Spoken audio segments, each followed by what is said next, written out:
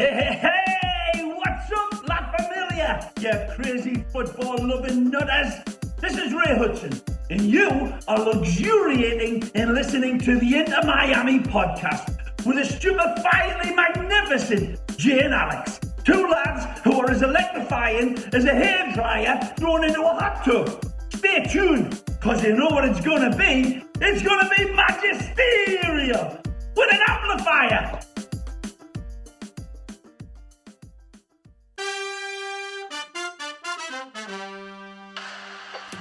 To the left, Pellegrini, inside, Pizarro Golazo, Pizarro Golazo! Here's the goal scorer, Morgan! And he's done it again! Lewis Morgan with his second of the match! Higuain will have the goal! He's framed the top 90! It's a sensational first goal for Gonzalo Higuain! I gotta say, buddy, I'm a little concerned for you because I know how you are on objects on your feet or riding bikes when they go faster than 5 miles per hour.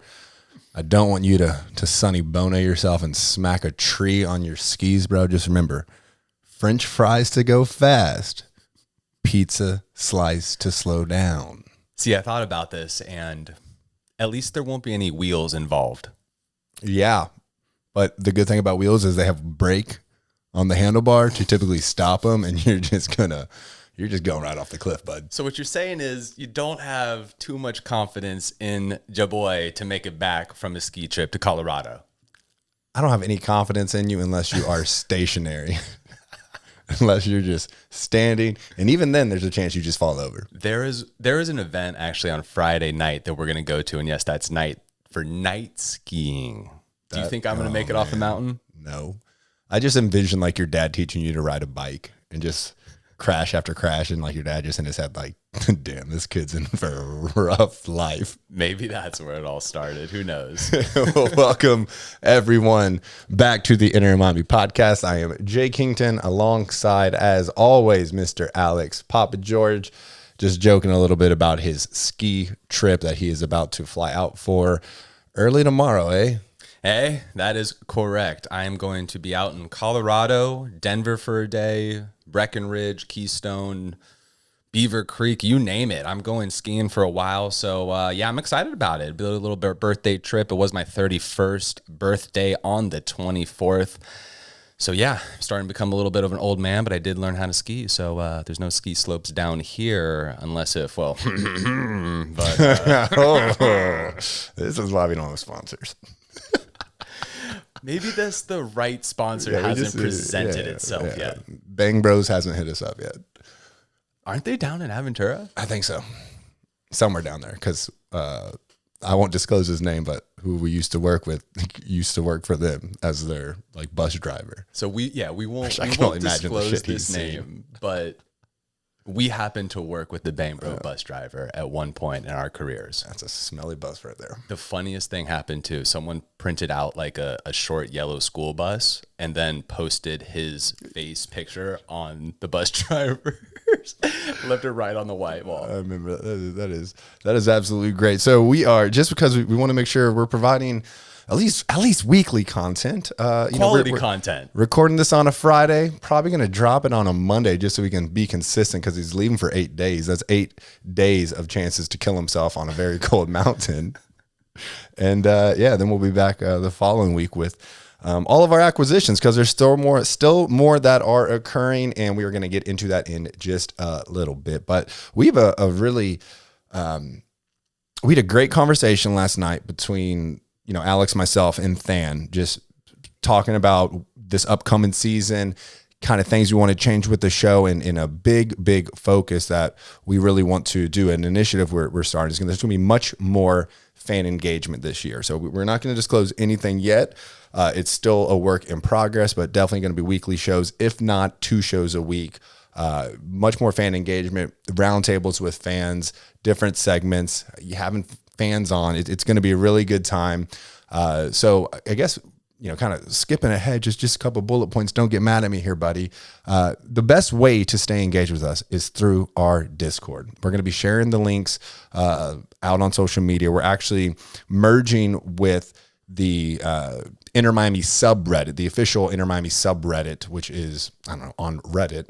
But Christian, who's in our Discord, he goes by Cuban, but I was like, you got to get me your name, bro. I can't just say like a Cuban told me. It's like, that sounds aggressive. He's already started the process of merging the Discords. I guess there was a Discord for that Reddit group. So Discord's continuing to grow. It's active literally every single minute of every single day. All things Inter Miami, all things Fort Lauderdale CF, all things football, soccer, whatever you want to call it, even NFL. Hell, there's even, I'm not going to get into that. Just join and you'll find out. But good things coming this season. Looking forward to it, man. I would be hard pressed to say that group, that Discord might be the best community of Inter Miami.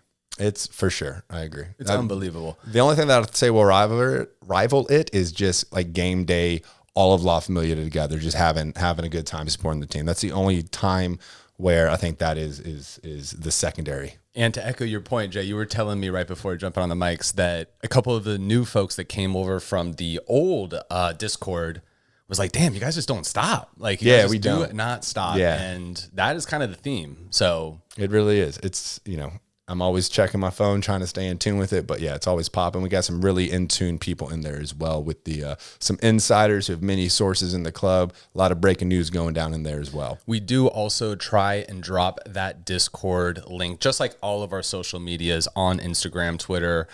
Not Facebook anymore. We're in Facebook jail, actually. Yeah. We are in Facebook jail. They said, you guys are just pumping out too much good shit. We're just going to have to slow down, pump the brakes on that. But we're working on it. We're on the phone with Mr. Zuck. We didn't say anything bad, which is like the first. Everyone's like, what'd you do, bro? Yeah, like if we're going to get in Facebook jail, we should have said some pretty crazy shit. Honestly, full disclosure, they flagged our logo. Honestly, full disclosure, did you just get really messed up one night and just go crazy ballistic and just don't remember it? I was like, damn, did someone hack in it and say some bad stuff? Like the only picture they showed was the actual logo. Which, I mean, you see when you search for the podcast. And then I was like, do you want to appeal? I'm like, hell yeah, I want to appeal. Like, this is our Facebook page. Okay, we'll review your appeal, but just know, due to COVID, it's going to take several months. I'm like, great. Thanks, guys. So who knows? We might have it for next year. So until then, just focus on Instagram and Twitter and in the Discord, and we'll be all good. But we do have maybe some potential sponsor. There's a couple talks right now going on, and I don't want to divulge too much information right now, but it's been a long road, especially for our day oneers. Been about, this is the start of our third season, so been about two years in full and starting the third.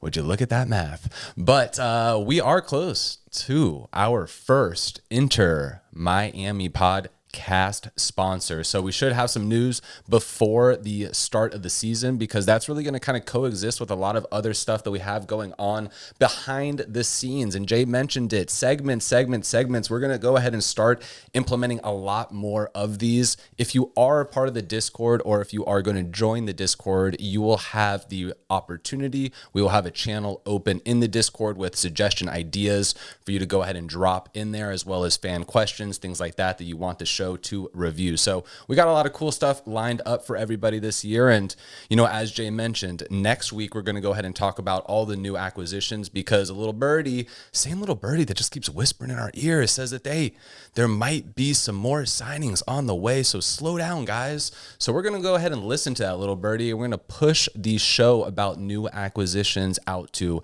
next week. So this week, we just wanted to take the time, bring everybody up to speed on some cool stuff we got going on at the pod, and kind of just touch on a couple little things that have sprouted out about the club recently. And I mean, Jay, this was hot news in social media world, man, but the new kit dropped. What is your initial thought on the designs?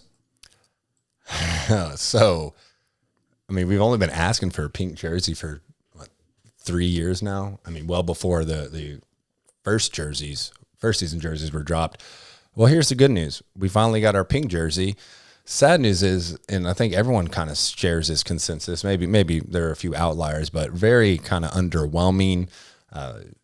Johnny put together this picture with the sponsors, the XBTO on the front, the sleeve sponsors and everything, and tried to make it look as complete as it could be. And I mean, it's pink, and that's what we're happy about. But I think everyone was hoping for like that EKG kind of heartbeat pattern throughout it.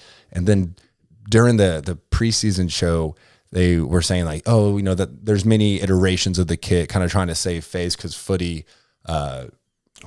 Soccer leaked the images. Basically, what happens is when these clubs come out with new kits, they obviously have to distribute them around the world for any of the fans that are there. So I guess apparently this shop in England somewhere got their shipment in and then decided to share the pictures. And there's a little rumor that the lawyers are coming after him now. So we will see.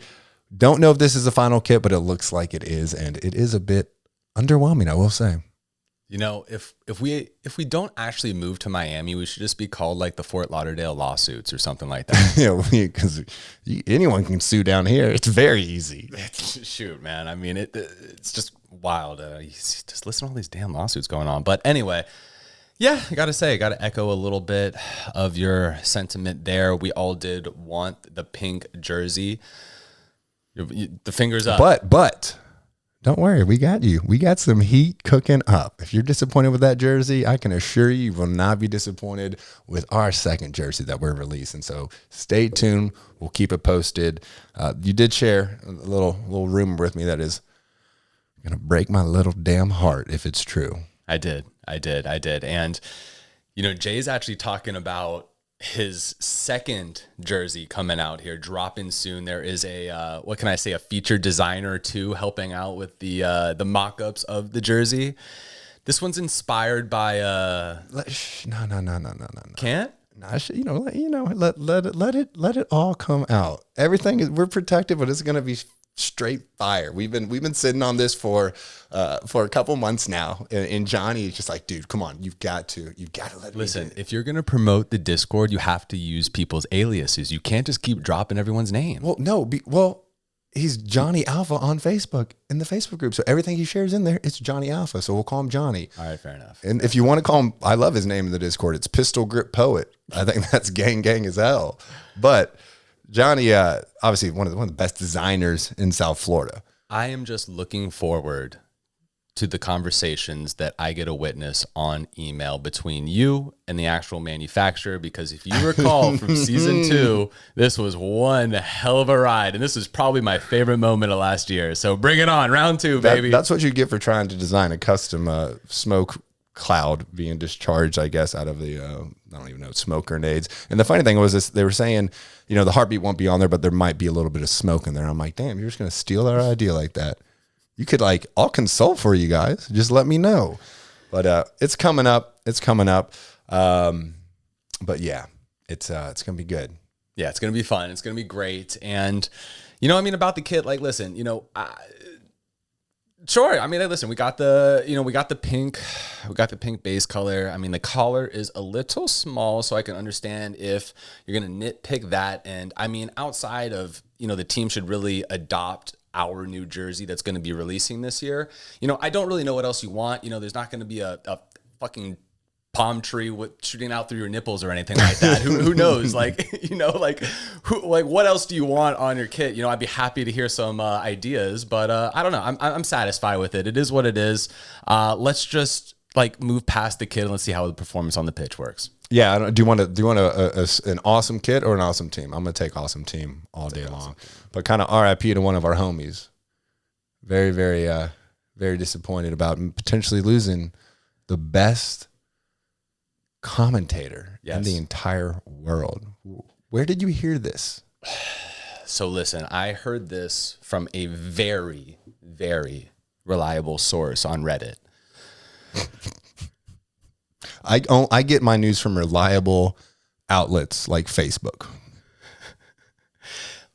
I don't know how much truth there is to this, and I don't want to spread FUD, and I don't want to spread a rumor that is not actually true, especially a rumor of this magnitude. But it was dropped in the subred, so there probably is some type of credibility to it, or not. But it was rumored that Ray Hudson may potentially not join us for this season, which would be absolutely devastating to everyone. It would not be magisterial if that was the case. It would not be magisterial. And I mean, is that another reason for us to touch up our intro too? Because I mean, he's an important piece of that. I'm always gonna rock with Ray Hudson, but as my sister said in her 8th grade graduation speech, don't cry because it's over, smile because it happened. We were lucky enough to have this legend be with this team and just give us so many awesome phrases. And I mean, this man just like speedballs the most crazy metaphors, and we will surely miss him if that's true. But there are other legends we have on the club, none other than the Viking King, Lizard King himself, Mr. Brek Shea, who had a hell of a week yesterday, kind of etched himself in the annals of the MLS as the first ever versatile, play him anywhere on the left wing, but also he'll catch your damn snakes if he needs to. We got inundated, absolutely buried with videos that all of you were sending us. Hey, did you see this? Did you catch this of what Brek, the Lizard King himself, was doing over in the bushes over in Fort Lauderdale? And let me tell you, man lives up to his name. Dude, he does. If someone was like, yo, a player caught a snake on the practice field, who do you think it is? There's only one man for the job. Like, it's got to be Brek. I bet people were like running away scared, and Brek's just like, come here, little buddy. Yeah. I wouldn't be surprised if he ate it after. I wouldn't be surprised if he just put his hand down and just slithered up like his sleeve and like just like coiled around his neck and was like, let's ride. Well, when we started first hearing it, they're like, damn, did you guys see that? Like, Brek Shea like picked up a snake. I was like, damn, like how big was that snake? And then I saw a video. I was like, oh, like, hey, I mean, not as intimidating as I thought. Just no anaconda. Yeah, no, you don't need to look up the pictures. You just need to hear the story. Hear the rumor. Yeah, it's like have you ever? It's like talking to a fisherman, right? Every fish is this big. Okay, this adds to the legend of Brek Shea. Oh, right yeah. here, right now. Oh, yeah. 10 years from now, when people tell this story to their children, that snake is going to be like 30 fucking feet long. Yeah, it's going to be an anaconda. I can't wait for that question on Inter Miami Trivia. I always crush and never get a free gift card to Dunkin' Donuts. You are the best trivia person I know. live for trivia. It's very odd. Very odd. It is it's like one of my few talents is I just know random things that don't apply nor help me in my life. I know them. Do you watch Jeopardy? Do you? Oh, yeah. Yeah, okay. Dude, growing up, like we threw down. Like between like my dad, my brother-in-law, and me, like anytime we come back, it's like, it's intense. What do you mean throw down? Was there anything on the line, or did you guys punch each other, or what was going on? No, it's just down? strictly pride. Just strictly pride. Got it. And then like, like my mom or sister like get one, like be super proud. And we're just like, get out of here. We're over here. We're crushing this. And this is what the Kingtons were doing in 2005. And this is this was even like that sketchy like year after like college where we were all together. Like, yeah. It's all right, we regress and moving on. Sorry about that, everybody. But there is exciting news, depending on who you are, that there is an update on the Miami Freedom Park. So Mayor Francis Suarez, who does such a damn good job with this city. I absolutely support the mayor. Set a date for For real? big Okay, supporter okay, of okay. him. Oh, what he's doing in Miami-Dade, man, just yeah. He's someone to keep an eye on the whole political landscape here. Anyway, again, I regress. Mayor Francis Suarez sets date for the important and crucial Miami Freedom Park update on February 23rd at 10 a.m. Eastern Standard Time. This is exciting news. We don't know if this vote is actually going to happen because it has been postponed in the past, and B, we don't know what is going to come out of that vote. That could be another delay for years to come. That could be some type of blueprint and plan on moving forward. That could be, hey, we're simply going to not have this happen in the next foreseeable future. So a lot of dominoes and cards to show, Jay. Yeah, there's a lot of opposition against this, like that loser Billy Corbin or whatever. He thinks he's like the hottest shit. Like, you're irrelevant, my man. Get out of here. But we all know how the politics in South Florida work, right? The county hates the city hates the state hates them both. And it seems like it takes forever to get some stuff done. So, it is positive news, but don't get your hopes up yet. There's probably still a battle ahead of us if I had to guess. Definitely a battle, definitely a long road ahead of us. This is just the beginning, to be honest with you. I mean, shoot, the amount of construction that has to go on, and just the club is going to be in Fort Lauderdale for the foreseeable future. More to come on the 23rd, but until then, hey, your guess is as good as ours. Exactly. But here's the good news. Preseason has kicked off. If I'm sure plenty of people have been watching the preseason streams that the club's doing. The first preseason game was played. It was closed door scrimmage against the Columbus Crew. I saw them. I always see the teams because they're right by the office, and I'm always like walking around the office.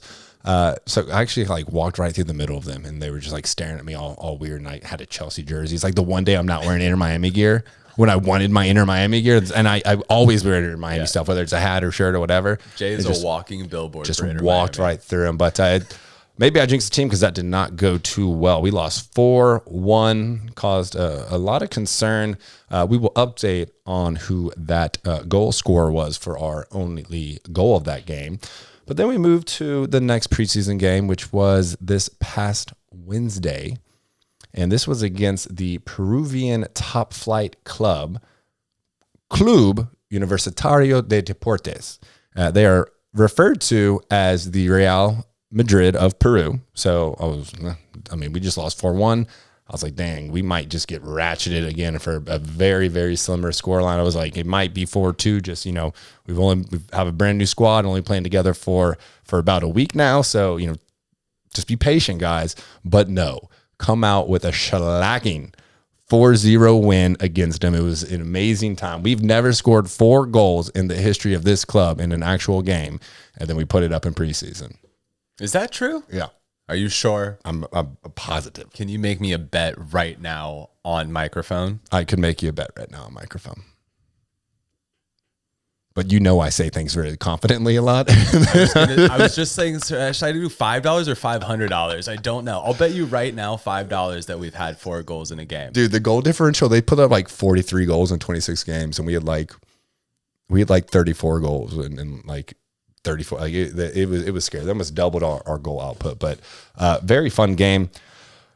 Fun fact. I mean, I know you weren't there, but you were watching it on the stream and everything. I left and Chloe was like, there's a 40% chance of rain at 7. And I was like, babe, it's 40%. Like, you know what? That means there's a 60% chance we're going to be fine. She's like, do you want to take one of the ponchos? I was like, I don't need no poncho. If we get a little wet, we get a little wet. Oh man, like 25th minute into the game, it is pouring down. I mean, everyone is soaked head to toe, absolutely drenched. It looked really cool as we were like cheering and clapping because the water just dust off or whatever. But wow, it was cold. And we were like, it's only the 25th minute. We got at least 20 more minutes of this. Like it was intense. And of course, right at halftime, it stops. Shame on you, but shame on us. So many times we've been told by Sherry and Chloe to just do something and we just don't do it. And the amount of times that's going to come to bite us in the ass is probably 90%. That's why women live longer than men. I would say so too. And I mean, honestly, another reason why women, live longer than men is because they're not making stupid bets like you, Jay. How much money did we put on the line on this? I couldn't remember. Was it $5,000? $5,800. $5,800. Okay. Well, just last year, actually just 3 months ago, we put up 5 goals against Cincinnati. So I'll expect my money in Bitcoin. We put up 5. What? For real? Okay. I completely refrain from that. I'm going to have to Google that just because I know you like to cheat me out of money. I mean, hey, listen, I have been known to do that from time to time with you there. 5-0? 5-1, sir. 5-1. Wow. Yeah. Okay. You're right. You are right. I was misinformed. Okay. Well, that makes me feel a little better. For some reason that game just is not in my memory. Probably a good reason as to why that is. But yeah, so really good. First goal was an own goal against someone on La U. That's what they refer to themselves as La U. Means the U in Spanish. Hey, I knew you were gonna love it. I know, but bet that hurt. Yeah, it did a bit. It did a bit. Second goal came from Ian Frey, who name sounds familiar, but no one's really ever seen him play because he had a torn ACL last year. He's actually a homegrown product. He also was the one who scored our only goal against the Columbus Crew. This man is a defender, and he went all the way up the pitch, shook a few dudes in the box, slotted in near post. It was wild. Very good showing, a lot of potential for him. The third goal was this beautiful, curler from outside the box, but not the curler you think. It was to be fair, it was a cross, but Harvey Neville dropped in a beautiful cross, whatever you want to call it. And, there was part of me that was like, they signed him a little early.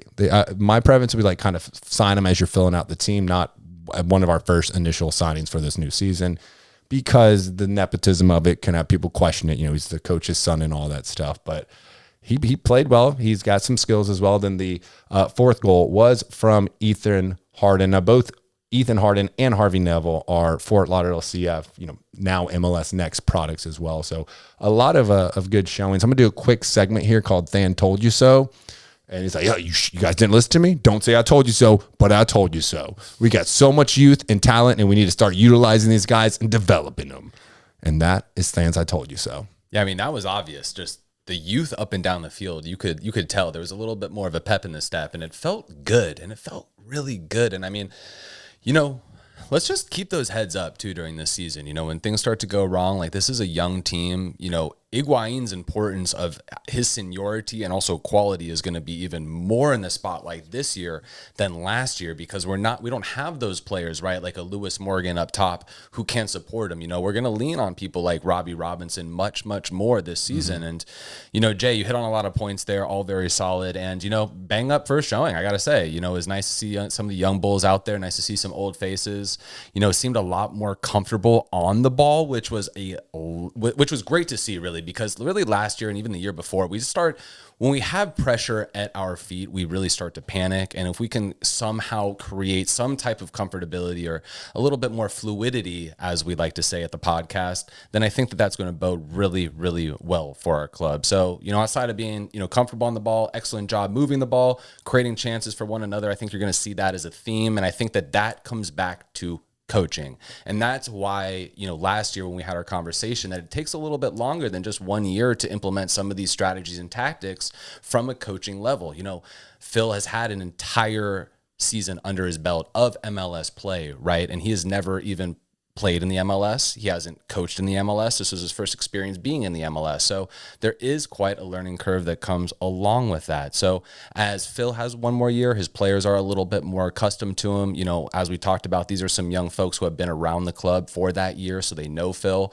And, moving into next year, this is really a massive year for Mr. Neville. I mean, this is really, in my opinion, looking at the season from the outside in, Phil's season, how is he going to perform this year? If he doesn't do well, what are we doing at the head coaching spot? If he does do well, could this be a guy that stays around for the next 5 to 10 years and him and David Beckham create some type of dynasty down here in South Florida? We will see. And those are all the questions. But, I got to say, Jay, should be your point.